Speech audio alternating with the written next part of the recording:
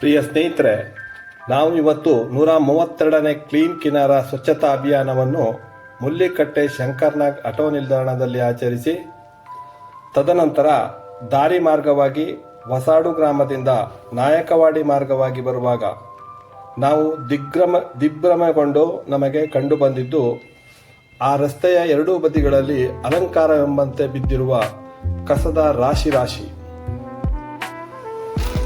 ಇನ್ನೂ ತುಂಬ ಆಶ್ಚರ್ಯವೆಂದರೆ, ಈ ಭಾಗದಲ್ಲಿ ನಾಗರಿಕ ಸಮಾಜ ಸಂಘಟನೆಗಳು ಈ ರೀತಿ ಒಂದು ನಾಗರಿಕ ಸಮಾಜ ತಲೆತಗ್ಗಿಸುವ ಹಾಗೆ ಮಲಿನವಾಗಿದ್ದರೂ ಕೂಡ ತಮಗೆ ಗೊತ್ತಿಲ್ಲದ ಹಾಗೆ ಸುಮ್ಮನಾಗಿರುವುದು.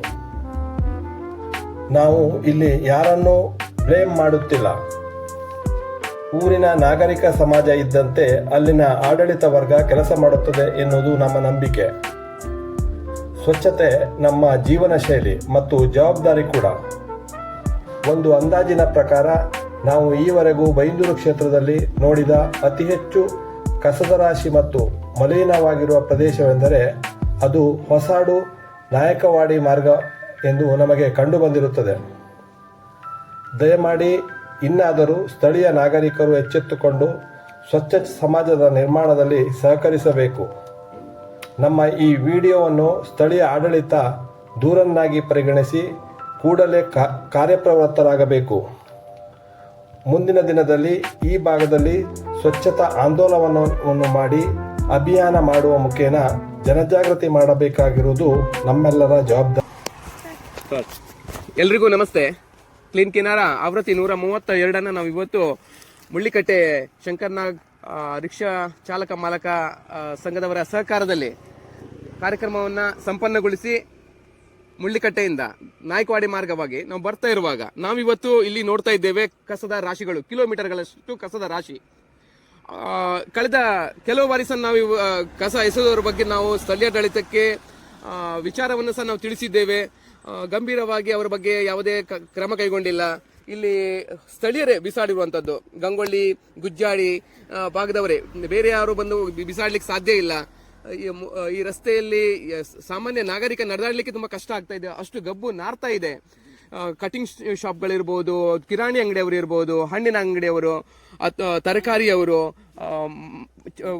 ಮಾಂಸಾಹಾರಿ ಅಂಗಡಿಯವರು, ಇತರ ಎಲ್ಲವರು ಸಹ ಅವರಿವರು ಅಂತ ಅಲ್ಲ, ಉಳಿದ ಮನೆಯಲ್ಲಿ ಅಳಿದುಳಿದಂತ ವಸ್ತುಗಳನ್ನ ಯಥೇಚ್ಛವಾಗಿ ತಂದು ಇಲ್ಲಿಂದ ನಾಯಕವಾಡಿ ತನಕ ಸಂಗಮೇಶ್ವರ ಚನ್ನಬಸವೇಶ್ವರ ಭಜನಾ ಮಂದಿರ, ಚನ್ನಬಸವೇಶ್ವರ ಯುವಕ ಮಂಡಲದ ತನಕ ಕಸವನ್ನ ಬಿಸಾಕಿ ಹೋಗಿದ್ದಾರೆ. ಹಾಗೆ ಜೊತೆಯಲ್ಲಿ ಇಲ್ಲಿಂದ ಮೇಲ್ಗಡೆ ಮಂಕಿ ಹೋಗುವಂತಹ ರಸ್ತೆಯಿಂದ ಮೇಲ್ಗಡೆ ಮುಳ್ಳಿಕಟ್ಟೆಯ ತನಕ ಮತ್ತೊಂದು ಯಾವುದು ಇದಕ್ಕೆ ವಿರುದ್ಧವಾಗಿ ಮೀನಿನ ಗಾಡಿಯವರು,